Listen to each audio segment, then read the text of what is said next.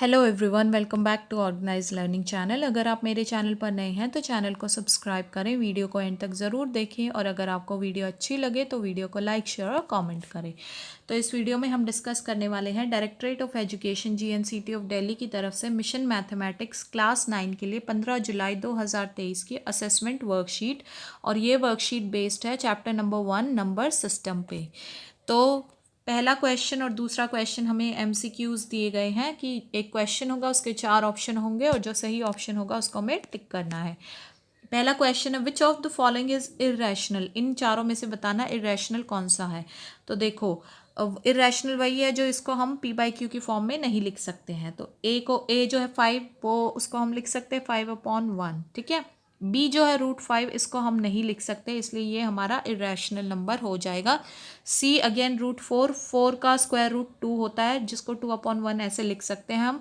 ये डी हो जाएगा 2√5 डिवाइडेड बाई √5। √5 से √5 कैंसिल हो जाएगा तो 2 बचेगा, यानी कि 2/1, इसको भी हम ऐसे लिख सकते हैं। तो इसलिए सिर्फ हमारे पास जो ऑप्शन नंबर बी है √5 वो इरेशनल है। सेकेंड क्वेश्चन है on adding 2√7 minus √11 and √11 minus √7 we get. जब इन दोनों को हम ऐड करेंगे तो हमें क्या मिलेगा। तो देखो, इसको ऐड करके देख लेते हैं हम। 2√7 माइनस √11 में हमें ऐड करना है क्या, √11 माइनस √7। ठीक है। तो देखो, अब जो ये √11 ये प्लस का है, ये माइनस का है, तो प्लस माइनस क्या हो जाएगा, 0 हो जाएगा, ये तो कैंसिल आउट हो जाएगा। अब बचा हमारे पास 2√7 माइनस √7। तो अगर कुछ नहीं है तो यानी कि 1 मानते हैं, तो यानी कि 2√7 में से 1√7 गया तो हमारे पास सिर्फ क्या बच जाएगा, 1√7 बचेगा। तो इसलिए इसका आंसर हो जाएगा हमारे पास option number B, that is √7। तो सेकेंड क्वेश्चन का आंसर है ऑप्शन बी, √7। नेक्स्ट क्वेश्चन दिया गया है, हमें रिप्रेजेंट करना है √3 को on the number line. Number line पे √3 को रिप्रेजेंट करना है। तो इसका सोल्यूशन देखते हैं हम। तो देखो, इसका सोल्यूशन क्या होगा हमारे पास। √3 को हम कैसे लिख सकते हैं। देखो, 3 को कैसे लिख सकते हैं, सबसे पहले देखते हैं। 1 + 2 के इक्वल होता है 3। अब हम दोनों साइड अगर स्क्वायर करते हैं तो 3 जो है वो किसका स्क्वायर होगा, √3 का स्क्वायर इज इक्वल टू 1 किसका हो जाएगा, 1 का स्क्वायर। 2 किसका स्क्वायर हो जाएगा, √2 का स्क्वायर। अब ये क्या बन गया, hypotenuse square is equal to perpendicular square plus base square. जहाँ पे हाइपोटेन्यूज क्या हो गई हमारे पास, √3, परपेंडिकुलर क्या हो गया 1 और बेस क्या हो गया √2। ठीक है। अब देखो, फिर फर्दर हमारे पास √2 आ गया, तो अब हमें इसको पहले इसको नंबर लाइन पे हमें जो है लोकेट करना पड़ेगा, रिप्रेजेंट करना पड़ेगा, उसके बाद ही हम √3 को कर पाएंगे। तो फिर अब हम लेते हैं √2 को। अब देखो, √2 पहले देखते हैं। 2 को हम कैसे लिख सकते हैं, 1 + 1 किसके इक्वल होता है, 2 के। अब दोनों साइड फिर से हमने स्क्वायर किया, तो 2 किसका स्क्वायर होता है, √2 का। और 1 किसका स्क्वायर होता है, 1 का। फिर दूसरा 1 किसका स्क्वायर है, ये भी 1 का स्क्वायर है। अब इसको भी हम कैसे लिख सकते हैं, हाइपोटेन्यूज का square is equal to perpendicular square plus base square. जहाँ पे हाइपोटेन्यूज कितना हो जाएगा हमारे पास, √2, परपेंडिकुलर कितना हो जाएगा 1 और बेस कितना हो जाएगा 1। अब यहाँ पे जो है परपेंडिकुलर और बेस हमारे विदाउट रूट वाले टर्म्स है, यानी कि इसको हम सीधे सीधे जो है इन दोनों को तो हम लोकेट कर ही सकते हैं नंबर लाइन पे। उसके लिए देखो, अब क्या करेंगे, बेस कितना दिया गया है हमें 1। तो हमने पहले ये नंबर लाइन ड्रॉ की, यहाँ पे ये 0 1 2 3 4 इस तरीके से। तो हमारा ये बेस हो गया। परपेंडिकुलर के लिए हमने यहाँ से 1 सेंटीमीटर की आर्क यहाँ लगाई, तो ये हो गया हमारा परपेंडिकुलर 1 सेंटीमीटर। तो हाइपोटेन्यूज क्या बच गया हमारा, ये जो कि क्या है √2। अब ये √2 है, तो इतने ही सेंटीमीटर की आर्क लेकर हम कंपास से और यहाँ रख के कंपास को यहाँ लगाएंगे जब नंबर लाइन पे, तो √2 की आर्क हमारी कहीं यहाँ पे लगेगी।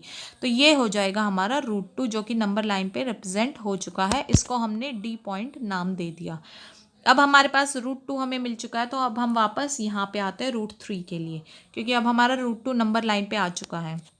हमने वापस नंबर लाइन को ऐसे ड्रॉ किया 0 1। अब √2 भी हम यहाँ पे ड्रॉ कर चुके हैं, तो √2 2 3 4 इसको हमने ऐसे किया। अब देखो, यहाँ पे हमारा जो बेस है वो कितना है, √2। तो 0 से लेके √2 तक पहले ये हो गया हमारा बेस। ठीक है, इसको हम B पॉइंट नाम दे सकते हैं। ठीक है। उसके बाद अब हमारा आता है जो परपेंडिकुलर है वो कितना है 1। तो अगेन यहाँ से हम डॉट इस पॉइंट से यहाँ पे 1 सेंटीमीटर की आर्क लगा देंगे, ये हो जाएगा हमारा परपेंडिकुलर, जिसको हमने सी पॉइंट नाम दे दिया। तो अब ये क्या बच गया हमारे पास, ये बच गया हमारा √3 जो कि हाइपोटेन्यूज है। इस पॉइंट को आप ए नाम दे सकते हैं। तो ये हो गया हमारा √3।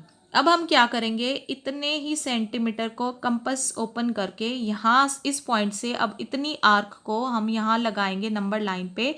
तो हमारा √3 कुछ यहाँ पे मिलेगा हमें। ये √2 था, तो √3 जब हमने ये वाले पॉइंट की इतनी जो कंपास को ओपन करके आर्क ली, जब उसको यहाँ पे प्लेस किया, उस आर्क को लगाया, तो √3 हमारा यहाँ पे आ जाएगा, जो 2 से थोड़ा सा पहले होगा और √2 के थोड़ा सा बाद होगा। तो ये हो जाएगा हमारा √3 जो कि नंबर लाइन पे हमारा रिप्रेजेंट हो चुका है। तो इसको हम डी पॉइंट नाम दे देंगे। तो इस तरीके से जो है हम √3 को नंबर लाइन पे रिप्रेजेंट करेंगे। ठीक है, अब देखते हैं हम नेक्स्ट क्वेश्चन। नेक्स्ट क्वेश्चन है हमारा 4th क्वेश्चन। वो क्या है, if 2⁵x into 2⁵x is equal to 32 और रूट में क्या दिया गया है 5, यानी कि 32 जो है 5 का रूट दिया गया है। Then find the value of x। तो हमें x की वैल्यू फाइंड आउट करनी है। तो देखो इसको हम कैसे सॉल्व करेंगे।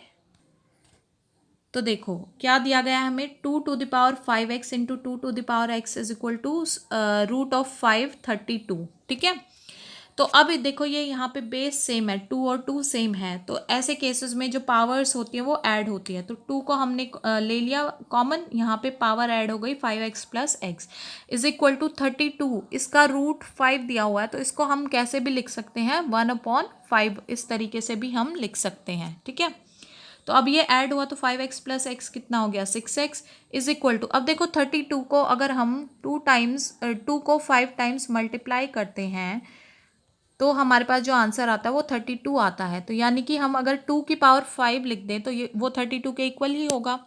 तो हमने 32 को सिंपली 2 की पावर 5 और पूरे की पावर क्या है 1/5। अब 2 की power 6x is equal to 2 की पावर, अब ये दोनों क्या हो जाएंगे आपस में मल्टीप्लाई, तो 5 इंटू 1/5। तो यहाँ पे 5 और 5 कैंसिल आउट हो जाएगा, बचेगा सिर्फ 1। तो अब क्या बच गया हमारे पास 2 की power 6x is equal to 2 की पावर 1। अब देखो दोनों तरफ बेस सेम है तो इनकी पावर्स भी जो है वो बराबर होंगी। तो यानी कि 6x जो है वो किसके इक्वल हो जाएगा 1 के। तो x किसके इक्वल हो जाएगा 6 को जब इधर लेकर आएंगे 1/6 के। तो इस तरीके से हम इस क्वेश्चन में x की वैल्यू फाइंड आउट कर लेंगे। अब नेक्स्ट क्वेश्चन देखते हैं। अब 5th क्वेश्चन हमें दिया गया है, रिप्रेजेंट करना है 0.7 bar in the form of P/Q। 0.7 bar को हमें P/Q की फॉर्म में रिप्रेजेंट करना है। तो देखो इसका सोल्यूशन हम देख लेते हैं। तो इसका सोल्यूशन हो जाएगा हमारे पास, x को हमने क्या मतलब जो हमें 0.7 बार दिया गया है उसको हमने x मान लिया। अब 7 बार का मतलब क्या है कि ये नॉन टर्मिनेटिंग है, ये कभी भी ख़त्म नहीं होगा। तो x इज इक्वल टू, इसको हम ऐसे लिख सकते हैं 0.77777, इस तरीके से ये रिपीट होता चला जाएगा। अब हम क्या कर सकते हैं, दोनों तरफ अगर हम 10 से मल्टीप्लाई कर देते हैं तो ये तो बन गया 10x। यहाँ 10 से मल्टीप्लाई की तो ये पॉइंट एक तरफ इस तरफ जो है शिफ्ट हो जाएगा। तो ये 7 इधर आ गया 7 पॉइंट। अब ये बाकी के 7 7 7 इसी तरीके से रिपीट होंगे। इसको 1 मान लिया इक्वेशन, इसको 2 मान लिया। अगर हम सेकेंड वाली इक्वेशन में से फर्स्ट वाली को माइनस करते हैं तो क्या आंसर आएगा 10x - x is equal to 7.777 में से 0.777 माइनस किया। 10 में से x गया तो कितना बचा, मतलब 1x गया तो 9x बच गया। 7.777 में से 0.777 माइनस किया तो सिर्फ 7 बच जाएगा हमारे पास। तो x आ जाएगा हमारे पास 7/9, जो कि किसकी फॉर्म हो जाती है P/Q की। तो इस तरीके से इस वाले क्वेश्चन को सॉल्व कर लेंगे हम। अब नेक्स्ट क्वेश्चन देखते हैं। अब 6th क्वेश्चन आता है हमारे पास, rationalise the denominator of the following. ये 2 पार्ट्स दिए गए हैं, इनके डिनोमिनेटर को रैशनलाइज करना है। रैशनलाइज का मतलब एक रैशनलाइजिंग फैक्टर होएगा, उससे अगर हम मल्टीप्लाई करेंगे तो जो डिनोमिनेटर में जो रैशनल नंबर्स होंगे वो हमारे जो डिनोमिनेटर में जो इरेशनल नंबर्स होंगे वो रैशनल नंबर में कन्वर्ट हो जाएंगे। तो इसको देखते हैं कैसे हम सॉल्व करते हैं। तो देखो फर्स्ट पार्ट क्या दिया गया है हमें, 1/√3 प्लस √5। अब इसके डिनोमिनेटर को रैशनलाइज करेंगे तो रैशनलाइजिंग फैक्टर यूज़ करेंगे, उससे मल्टीप्लाई करके इरेशनल नंबर को रैशनल नंबर में कन्वर्ट कर देंगे।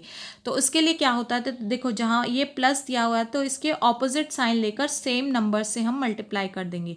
तो अगर ये √3 प्लस √5 है तो हम √3 माइनस √5 से ही डिनोमिनेटर में और √3 माइनस √5 से ही न्यूमरेटर में मल्टीप्लाई करेंगे।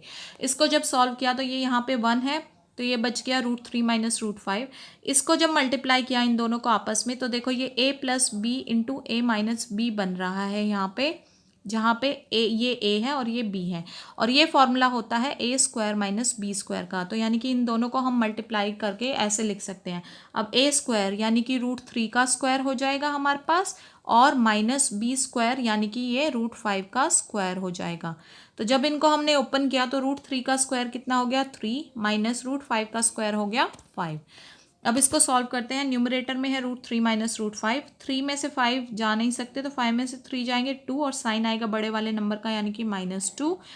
अब यहाँ पे हम क्या कर लेते हैं, ऊपर माइनस कॉमन ले लेते हैं। तो जब हमने माइनस कॉमन लिया तो ये प्लस का था तो ये माइनस हो जाएगा √3, और ये माइनस का था √5 तो ये माइनस माइनस प्लस का √5 हो जाएगा।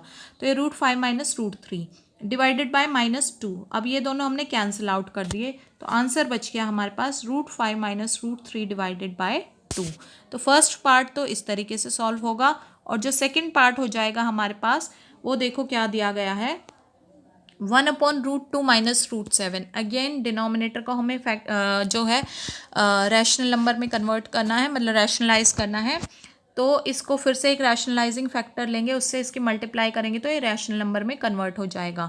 तो देखो 1/√2 माइनस √7, तो हमें ऑपोजिट साइन वाला ले लेंगे तो √2 प्लस √7 से ही डिनोमिनेटर में और √2 प्लस √7 से ही न्यूमरेटर में हमने मल्टीप्लाई कर दिया।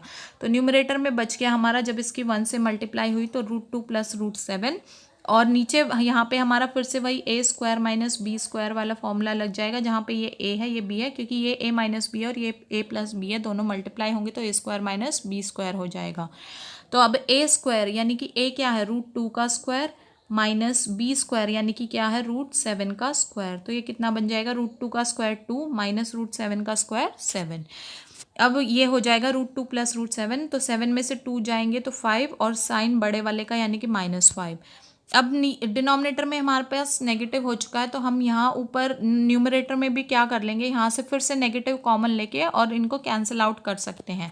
तो यहाँ से माइनस अगर कॉमन लेंगे तो देखो ये प्लस का है तो माइनस कॉमन लिया अगर हमने यहाँ पे तो अंदर -√2 हो गया, ये भी प्लस का है तो फिर माइनस कॉमन लिया तो ये भी यहाँ पे माइनस का हो जाएगा प्लस √7, तो ये भी -√7 हो गया, और डिनोमिनेटर में हमारे पास -5 ही था तो इन दोनों को कैंसिल आउट कर दिया। तो आंसर हमारे पास जो बच जाता है वो बचेगा माइनस का √2 माइनस √7 डिवाइडेड बाय 5। तो इस तरीके से जो है हम डिनोमिनेटर को रैशनलाइज कर सकते हैं।